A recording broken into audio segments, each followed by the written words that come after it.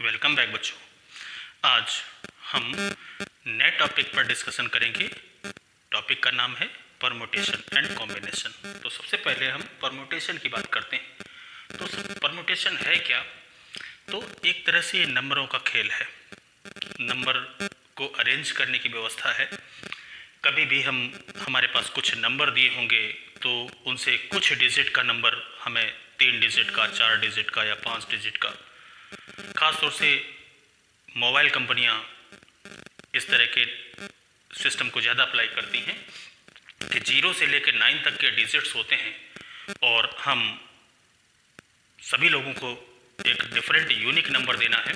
तो किस तरह से हम कितने तरह से नंबरों को अरेंज कर सकते हैं, ये अरेंजमेंट ही हमारा परमुटेशन है। तो सबसे पहले जब हम परमुटेशन की बात करेंगे तो हम कहेंगे हम नंबर्स का अरेंजमेंट कर रहे हैं। जैसे हमने कहा 1, 2, 3, 3 नंबर हैं और हमें 2 डिजिट के नंबर हमें फाइंड आउट करने हैं। तो हम कहेंगे पहला नंबर हम 12 बना सकते हैं, दूसरा नंबर 21 कह सकते हैं, तीसरा 23 कह सकते हैं, 32 कह सकते हैं, 13 कह सकते हैं और 31 कह सकते हैं। यानी 3 डिजिट से हमें 6 नंबर्स हमारे बनेंगे, 6 नंबर बनेंगे। और इसी तरह से अगर हमारे पास 9 नंबर दिए हों, 7 नंबर दिए हों, 10 नंबर दिए हों, 2 डिजिट के, 3 डिजिट के, 4 डिजिट के, हम कितने तरह से नंबर का अरेंजमेंट कर रहे हैं। केस 2 चलते हैं, जब नंबर का रेपिटेशन हो या जब नंबर का रेपिटेशन ना हो। अगर रेपिटेशन अलाउड है तो हम एक नंबर को एक ही बार यूज़ करेंगे, और अगर नंबर का रेपिटेशन अलाउ है तो जब रेपिटेशन अलाउ है तो हम एक नंबर को कई बार यूज़ कर सकते हैं। लेकिन अगर रेपिटेशन अलाउड ना हो तो हम एक नंबर को एक ही बार यूज़ करेंगे। तो जैसा कि हमने यहाँ पर देखा, रेपिटेशन अलाउड नहीं था तो हमारे पास 6 नंबर बनेंगे। अगर रेपिटेशन अलाउ होता तो 2 डिजिट के नंबर हमारे 3 नंबर और मिलते ये। तो अगर रेपिटेशन अलाउड नहीं है तो 6 नंबर बनेंगे, और रेपिटेशन अलाउड है तो हमारे पास 9 नंबर बनेंगे। तो ये दोनों अलग अलग केस हैं, हम दोनों का अलग अलग तरह से डिस्कशन करेंगे। नंबर्स के खेल में ही नहीं बल्कि ये वर्ड्स का कोई एक ऐसा केस आ जाता है तो मीनिंगफुल वर्ड्स और विदाउट मीनिंगफुल वर्ड्स का भी अरेंजमेंट हमसे पूछ लिया जाता है। जैसे हम कह दें मोबाइल।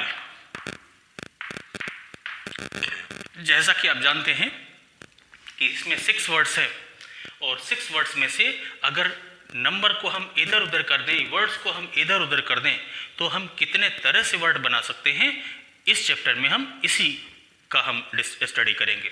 हम ये जानने की कोशिश करेंगे कि मोबाइल के 6 वर्ड्स को हम आगे पीछे करके कितने तरह के मीनिंगफुल या विदाउट मीनिंगफुल हम वर्ड्स बना सकते हैं।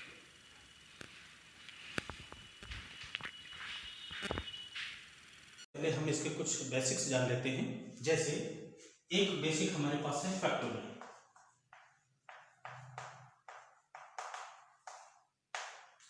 फैक्टोरियल का रिप्रेजेंटेशन हमारा कुछ ऐसा होता है। कुछ जगह हमने इसको ऐसा भी लिखा है। जैसे हमने 5 फैक्टोरियल लिखा तो ऐसे लिख सकते हैं, या कुछ किताबों में आपको इस तरह का सिंबल भी मिलेगा।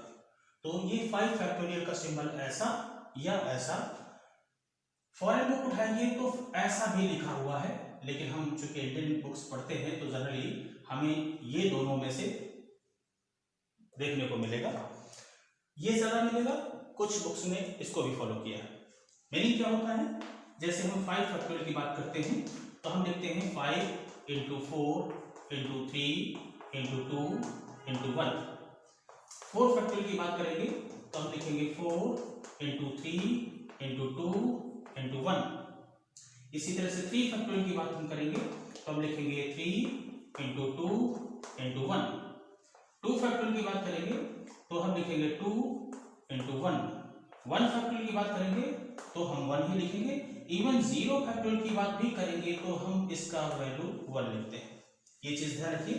कहीं 0 फैक्टोरियल आपको मिलेगा तो इसका वैल्यू 1 होगा।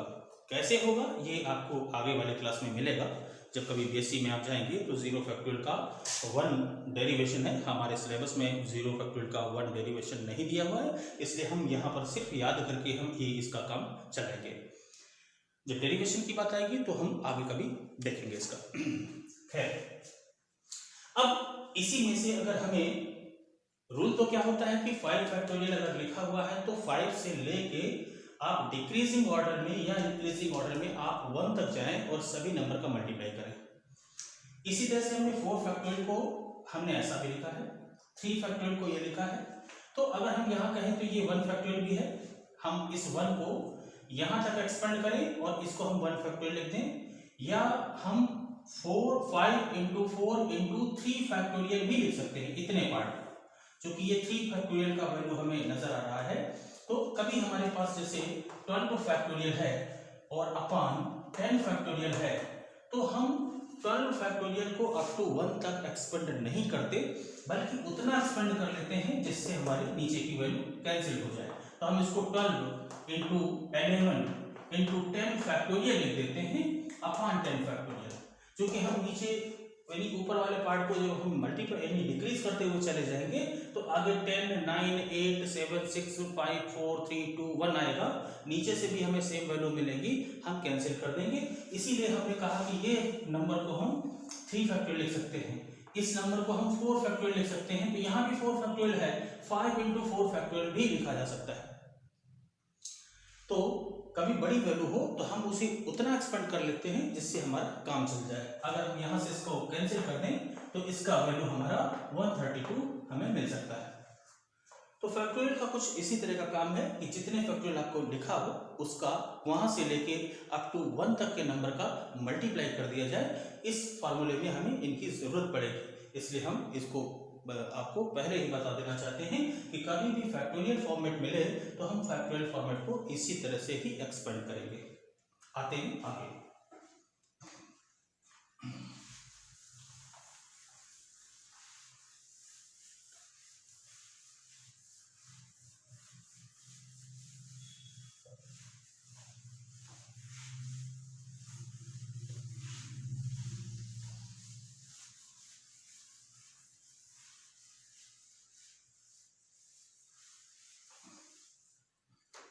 जैसे 1/4 factorial plus 1/5 factorial equal to x/6 factorial, इस तरह का क्वेश्चन दे दिया जाए और हमें यहां से x की वैल्यू पूछी जाए कि x का वैल्यू क्या होगा। तो ऐसे क्वेश्चनों में फैक्टोरियल का एक्सपेंशन हमें आना चाहिए। ये 4 फैक्टोरियल, 5 फैक्टोरियल और 6 फैक्टोरियल में सबसे छोटी वैल्यू हमारी 4 फैक्टोरियल है, तो हम कोशिश करेंगे कि इनको भी हम 4 फैक्टोरियल बना लें। तो हम क्या लिखेंगे, 4 फैक्टोरियल प्लस इसको एक स्टेप आगे बढ़ाएंगे तो हम इसको लिख सकते हैं 5 इंटू 4 फैक्टोरियल। इसी तरह से इसको हम 2 स्टेप आगे बढ़ा लें तो लिखेंगे 6 इंटू 5 इंटू 4 फैक्टोरियल। आप महसूस कर सकते हैं कि 4 फैक्टोरियल अगर इधर से कॉमन लेंगे तो ये 4 फैक्टोरियल कैंसिल हो जाएगा। कर देते हैं कैंसिल, हमें मिलेगा यहाँ पर 1 plus 1/5 equal to x/30। LCM ले लेते हैं, 5 आएगा, इधर से 5 प्लस 1 इक्वल टू x/30, ये आएगा 6/5 इक्वल टू x/30। यहां से चाहे तो कैंसिल कर ली, तो यहां से क्रॉस मल्टीप्लाई करेंगे तो x का वैल्यू 36 हमें मिलना चाहिए। आते हैं नेक्स्ट क्वेश्चन पर।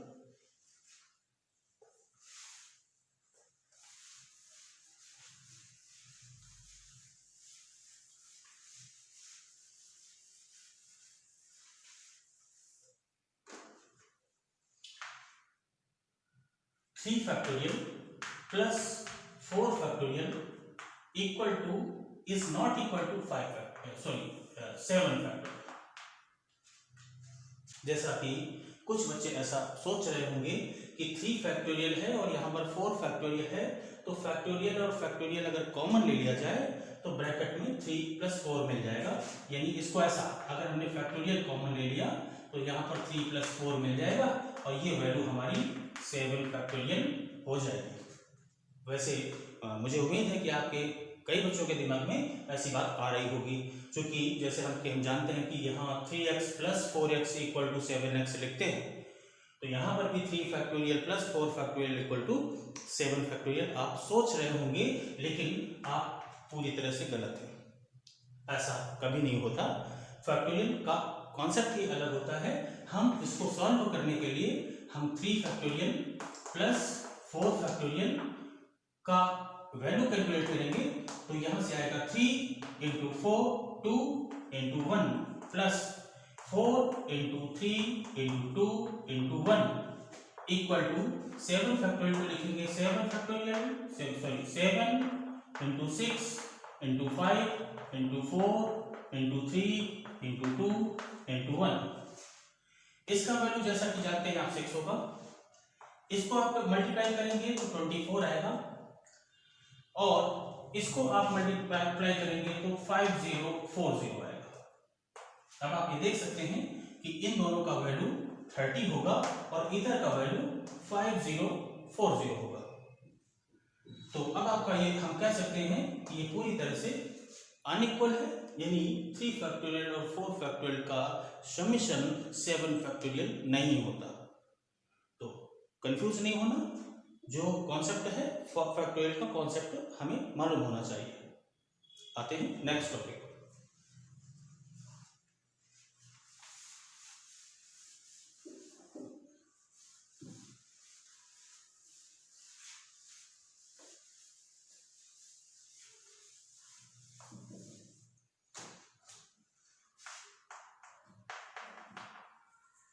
Find the LCM of 6 factorial, 7 factorial and 8 factorial। हमें LCM चाहिए। LCM का मतलब समझ सकते हैं कि ऐसा नंबर जिसमें तीनों नंबर का डिविजिबल हो जाए। तो पहले तो हमारे पास 8 फैक्टोरियल है। 8 फैक्टोरियल को हम ले सकते हैं क्या, 8 × 7 × 6 फैक्टोरियल। इसी तरह से 7 फैक्टोरियल है तो हम ले सकते हैं 7 × 6 फैक्टोरियल। इसी तरह से अगर 6 फैक्टोरियल है तो हम इसको 6 यानी 1 × 6 फैक्टोरियल लिख सकते हैं। आप ये देख रहे हैं कि 6 फैक्टोरियल हमें सब में मिल रहा है, प्लस एलसीएम में हम लोग जब कभी एलसीएम लेते हैं तो किसी भी नंबर का एलसीएम लेने के लिए हम उसके प्राइम फैक्टर करते हैं, फिर उस प्राइम फैक्टर में से कॉमन एलिमेंट तो लेते ही हैं, प्लस बचे हुए एलिमेंट भी हम लेते हैं। किसी भी नंबर का रेपिटेशन नहीं होना चाहिए और कोई भी नंबर हमें छूटना नहीं चाहिए। तो यहाँ पर 6 फैक्टोरियल 6 फैक्टोरियल 6 फैक्टोरियल, तो 6 फैक्टोरियल तो हम लेंगे ही, प्लस 7 तो 7 भी लेंगे, और यहाँ पर 8 है तो 8 भी लेंगे, और 1 तो ऑलरेडी होता ही है सब में, आप चाहे तो लिखें चाहे तो ना लिखें। तो हम इनको मिला कर कह सकते हैं 8 फैक्टोरियल। तो इसका एलसीएम जो होगा वो 8 फैक्टोरियल होना चाहिए। यही इसका सॉल्यूशन होगा। जब भी कभी एलसीएम की बात आएगी तो फैक्टोरियल फॉर्म में हम इसी तरह से एलसीएम लेंगे। अब इस 8 फैक्टोरियल में अगर हम 6 फैक्टोरियल से डिवाइड करेंगे तो हमारे पास 56 टाइम्स जाएगा। इसी तरह से अगर हम 8 फैक्टोरियल में 7 फैक्टोरियल से डिवाइड करेंगे तो हमारे पास 7 टाइम्स जाएगा, और 6 फैक्टोरियल को हम इसमें डिवाइड करेंगे तो हमें कुछ ऐसा रिजल्ट मिलेगा। तो इसका जो एलसीएम होगा वो 8 फैक्टोरियल ही होना चाहिए। 8 फैक्टोरियल से डिवाइड करेंगे तो एक 1 आएगा, 7 फैक्टोरियल से डिवाइड करेंगे तो 8 आएगा। यानी इससे हम 7 फैक्टोरियल से डिवाइड करना है, मतलब 8 × 7 फैक्टोरियल, तो यहाँ पर हम 7 फैक्टोरियल से डिवाइड करेंगे तो इसकी वैल्यू 8 मिलेगी। इसी तरह से 6 फैक्टोरियल को डिवाइड करेंगे तो हम इसमें 8 इंटू 7 इंटू 6 फैक्टोरियल यानी यहाँ पर हमें 56 आएगा। तो हम एलसीएम इसको इसी फॉर्मेट में फाइंड आउट करेंगे।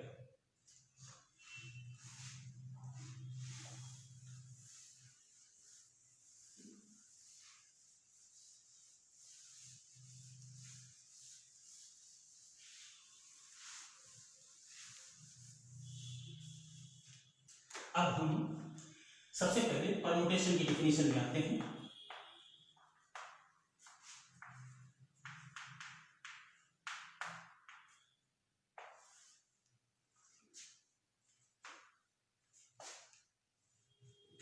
Are number taken at a time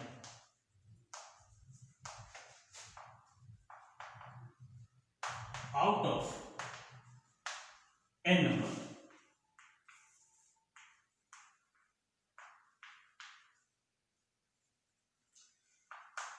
it is denoted by NPR means r number r digit का नंबर बनाना है हमें जिसमें हमें टोटल नंबर n है। एग्जाम्पल के तौर पे देख लेते हैं कि 1 2 3 अगर 3 नंबर है और 2 डिजिट का नंबर बनाना है फाइंड 2 डिजिट नंबर,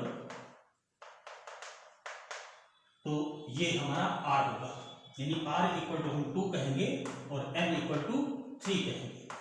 तो यही वैल्यू हम यहाँ पर रिप्रेजेंट करते हैं। इसका फार्मूला होता है NPR equal to n factorial by n minus r factorial, n factorial by n minus r factorial. n और r की वैल्यू रखते हैं यहाँ पर, तो हम लिखेंगे 3 factorial by 3 minus 2 factorial. 3 factorial को जैसा कि हम जानते हैं कि हम इसको एक्सपेंड कर लेंगे, तो 3 इंटू 2 इंटू 1 अपॉन 1 फैक्टोरियल, इसका वैल्यू 6 होगा, 1 फैक्टोरियल का 1 होगा। इसका मतलब टोटल हमारे पास 6 नंबर बनाए जा सकते हैं। कंडीशन क्या है, किसी भी नंबर का रेपुटेशन ना हो। अगर कोई भी नंबर एक से ज्यादा बार यूज नहीं किया जाता तो टोटल हमें 6 नंबर बनेंगे।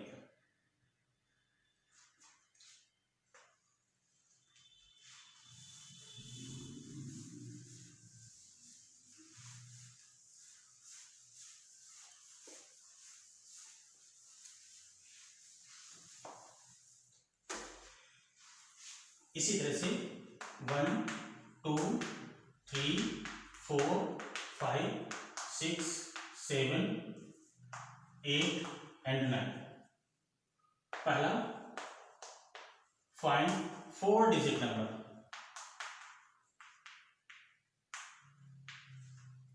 दूसरा फाइंड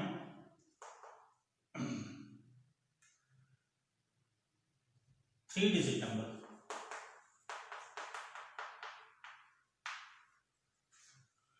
तो 4 डिजिट के नंबर के लिए r इक्वल टू 4 हो गया, n इक्वल टू यहां पर देखिए n नंबर दिए हैं, n 9 और r का वैल्यू 4। तो यहां पर हम 9p4 की वैल्यू निकालेंगे।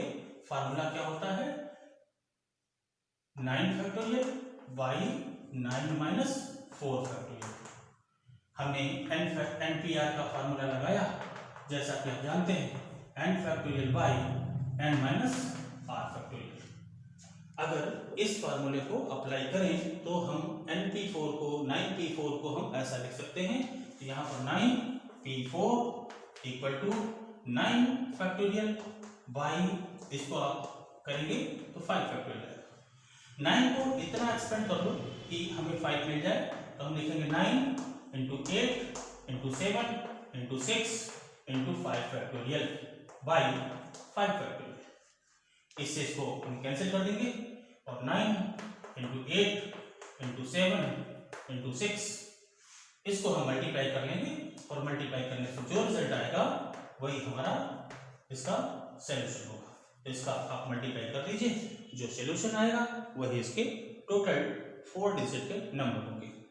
इसी तरह से 3 डिजिट की बात हम करते हैं, तो हम लिखेंगे 9p3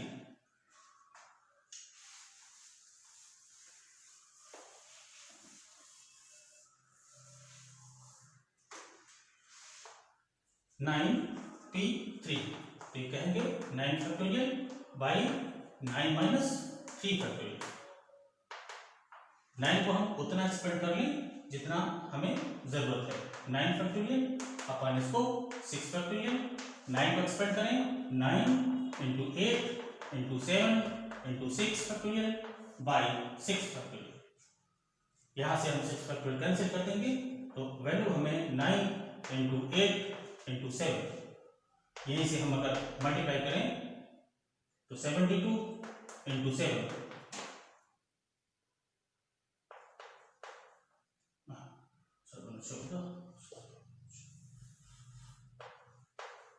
तो 504 नंबर हमें 3 डिजिट के 504 नंबर मिलेंगे। तो जो शुरुआत करेंगे परम्यूटेशन, तो पहले छोटे छोटे क्वेश्चंस आप सॉल्व करेंगे तो मे भी क्वेश्चन को समझने में आसानी होगी। जब हम थोड़ी सी गहराई पर जाएंगे तो इसी क्वेश्चन को हम दूसरे तरीके से कर देते हैं और उस केस में हमें एनपीआर के फार्मूले की जरूरत नहीं होती। तो जैसे हमें 3 डिजिट का नंबर बनाना है तो हम क्या करेंगे, 3 बॉक्स बना लेंगे। कंडीशन है कि नंबर का रिपीटेशन अलाउड है या नंबर का रिपीटेशन अलाउड नहीं है। अगर रिपीटेशन अलाउड है तो केस बदल जाता है। यहाँ पर फिलहाल हम ऐसा मान रहे हैं कि किसी भी नंबर को एक से ज्यादा बार यूज नहीं करते, इसका मतलब रिपीटेशन नॉट अलाउड है। ऐसी कंडीशन पर हमारे पास 9 नंबर्स दिए हैं और 9 नंबर्स में से हम बॉक्स में फिल करते हैं नंबर्स का ऑप्शन। यानी पहले बॉक्स में 9 नंबर्स में 9 में से कोई भी एक नंबर आने के लिए रेडी है, यानी इस बॉक्स के लिए 9 नंबर अवेलेबल हैं। तो यहाँ पर हम ऑप्शन फिल करते हैं। पहले बॉक्स के लिए 9 नंबर अवेलेबल हैं, इसलिए जितने नंबर अवेलेबल होते हैं उसका वो वैल्यू हम यहाँ पर रखते हैं। प्लेस किसी एक को ही देते हैं, बैठाते किसी एक को ही है, पुट कोई एक ही नंबर करते हैं। नेक्स्ट के लिए हमारे पास 8 नंबर बचेंगे तो यहाँ पर हम 8 फिल करेंगे और नेक्स्ट के लिए हमारे पास 7 बचेंगे तो हम 7 पुट करेंगे। इन सभी का मल्टीप्लाई जो करेंगे वही हमारा सॉल्यूशन होगा। तो हम इस फॉर्मेट में करें या इस फॉर्मेट में करें, दोनों हमारे एनसीईआरटी के सिलेबस में है। बेहतर होगा आप इस कॉन्सेप्ट को आप अप्लाई करेंगे तो क्वेश्चन को समझने में ज्यादा दिक्कत नहीं होगी। अगर हम इसमें कहते हैं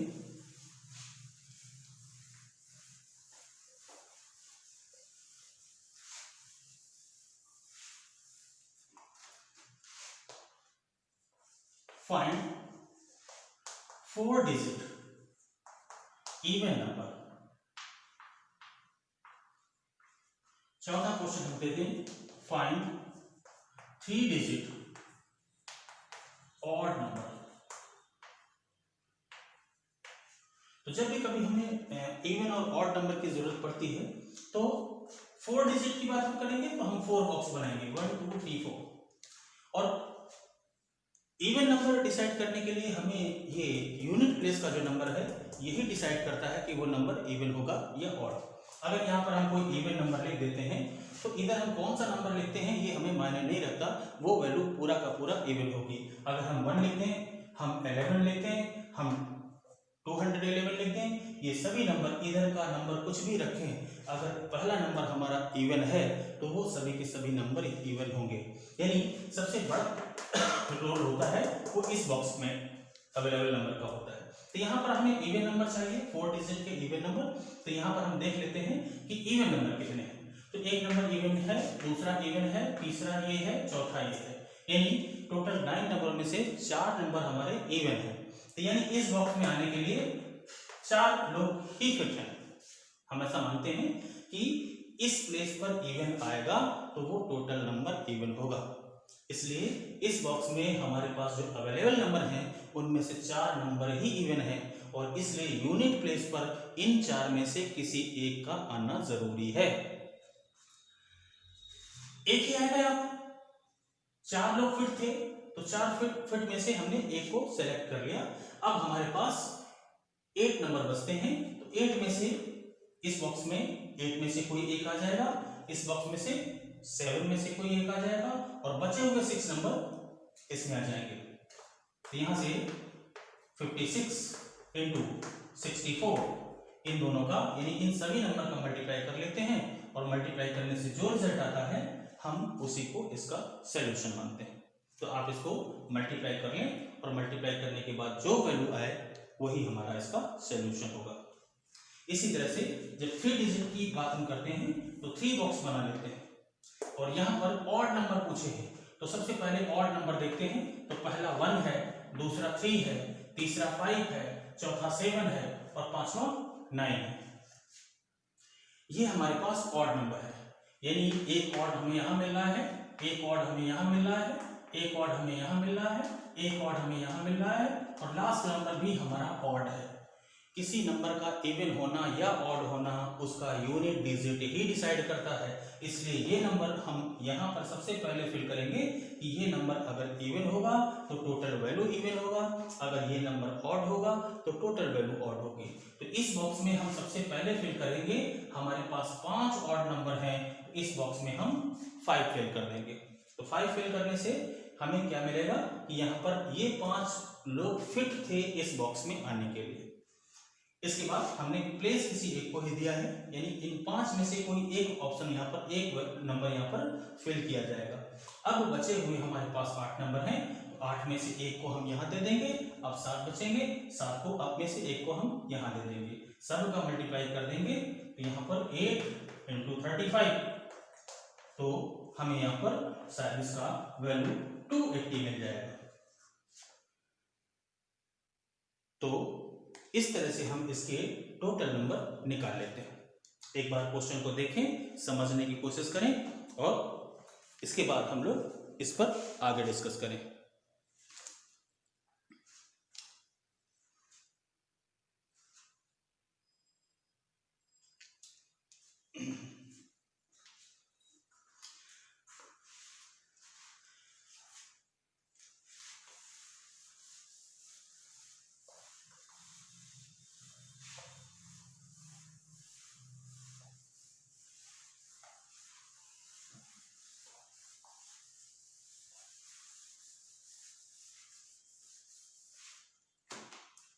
हमने नंबर लिखे थे 1 2 3 4 5 6 7 8 एंड 9।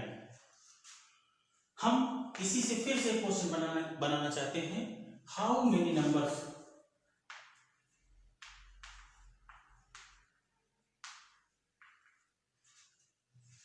Between 4000 to 8000। यानी हाँ, यहां पर हम कह देंगे रिपीटेशन नॉट अलाउड। यानी रिपीटेशन नॉट अलाउड का मतलब हम कोई भी नंबर एक से ज्यादा बार यूज नहीं करेंगे। तो अब हमारे पास कितने नंबर होंगे हम इसको देखने की कोशिश करते हैं। तो सबसे पहले हमें 4000 से 8000 के बीच के नंबर चाहिए, इसका मतलब हमसे 4 डिजिट के नंबर पूछ रहा है। तो 4 डिजिट के नंबर के लिए हम 4 बॉक्स बना लेंगे। तो 1 2 3 एंड 4। अब हमसे पूछा है 4000 से 8000 के बीच के नंबर, तो सबसे पहले हम इस 1000 प्लेस की बात करेंगे। 4000 से आगे नंबर होना चाहिए। अगर हम यहाँ पर 1 फिल कर देते हैं तो 1000 समथिंग नंबर बन जाएगा। अगर 2 फिल कर देते हैं तो 2000 समथिंग नंबर बन जाएगा। 3 पुट करते हैं तो 3000 समथिंग नंबर बन जाएगा। हमें चाहिए 4000 से आगे के नंबर, तो इसका मतलब हम यहाँ पर 4 ही फिल करेंगे। 4 फिल कर सकते हैं, 5 6 7, 8 और 9 नहीं फिल कर सकते। रीजन है कि अगर हमने यहाँ पर 1000 प्लेस पर 8 जो है फिल कर दिया तो आगे का नंबर 8000 से आगे निकल जाएगा। भले ही हम बाकी नंबर क्यों ना 1 1 1 भर दें या 1 2 3 भर दें, तो ये 8000 से ऊपर नंबर निकल जाएगा। इसलिए सबसे पहली चीज ये है कि हमें इस 1000 वाले बॉक्स को समझना जरूरी है। तो 1000 वाले बॉक्स के लिए जो फिट नंबर हैं वो ये 4 नंबर हमारे पास है, 4 5 6 और 7। यानी यहाँ पर 4 रख दें, 5 रख दें, 6 रख दें, 7 रख दें, तो ये नंबर 4000 से आगे के होंगे और 8000 से पीछे के होंगे। तो इस बॉक्स के लिए केवल 4 लोग ही फिट हैं। 1000 प्लेस के लिए केवल हमारे पास 4, 5, 6 और 7 में से किसी एक नंबर को हम यहाँ पर प्लेस देंगे। इसके बाद हम हमारे फ्री हैंड हो जाते हैं। यहाँ पर अब हमारे पास टोटल 9 नंबर थे, एक नंबर को हम जगह दे चुके हैं। इसका मतलब अब यहाँ पर हमें 7 नंबर में से किसी एक को फिल कर दें, यहाँ पर 6 में से किसी एक को फिल कर दें और यहाँ पर 5 में से किसी एक को फिल कर दें और सबका हम मल्टीप्लाई कर लें तो हमें मिलेगा 28 इंटू 30। तो इसको कैलकुलेट करेंगे तो आएगा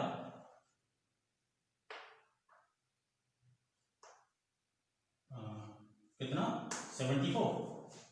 एक बार फिर से देख लें,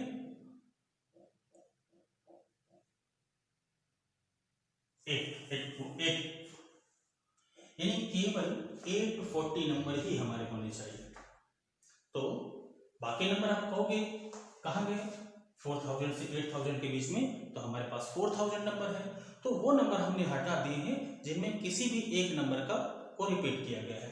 जैसे 4000 के आगे हमें 4011 मिलेगा, 1 का रिपीटेशन है, 22 मिलेगा, 4022। ऐसे नंबर जिनमें किसी भी नंबर का रिपीटेशन होता है वो नंबर हमने रिमूव कर दिए हैं। तो 840 नंबर्स हमें वो नंबर मिलेंगे जिसमें किसी भी नंबर का रिपीटेशन नहीं होगा, सभी के सभी सिंगल नंबर होंगे और वो सिंगल नंबर हमारे 840 ही होंगे। उम्मीद है आज का लेक्चर कुछ बात बनी होगी। आगे हम कल इसके आगे की बात करेंगे, तो नेक्स्ट लेक्चर के लिए आप इंतज़ार करें। एक बार नहीं बल्कि इसको कई बार देखने की कोशिश करें। यूट्यूब पर आपके पास ऑप्शन पर्याप्त हैं, जितनी बार चाहें उतनी बार देखें। एक बार समझ में ना आए दूसरी बार देखें। तो आज के लिए इतना ही।